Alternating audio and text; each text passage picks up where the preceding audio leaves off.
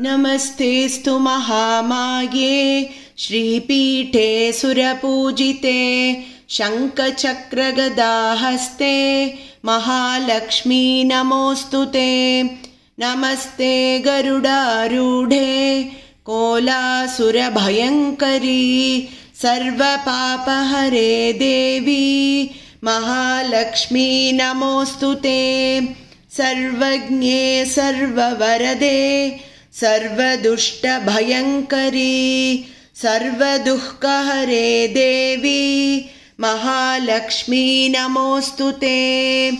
सिद्धिबुद्धिप्रदे देवी भुक्तिमुक्तिप्रदायिनी मन्त्रमूर्ते सदा देवी महालक्ष्मी नमोऽस्तुते। आद्यन्तरहिते देवी आदिशक्ति महेश्वरी योगज्ञे योगसम्भूते महालक्ष्मी नमोऽस्तुते।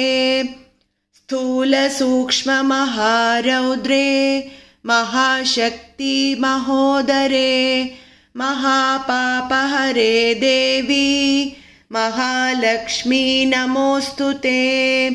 पद्मासनस्थिते देवी परब्रह्मस्वरूपिणी परमेशी जगन्मातः महालक्ष्मी नमोऽस्तुते। श्वेताम्बरधरे देवी नानालङ्कारभूषिते जगत्स्थिते जगन्मातः महालक्ष्मी नमोऽस्तुते। महालक्ष्म्यष्टकं स्तोत्रं यः पठेत् भक्तिमान् नरः सर्वसिद्धिमवाप्नोति राज्यं प्राप्नोति सर्वदा। एककालं पठेन्नित्यं महापापविनाशनं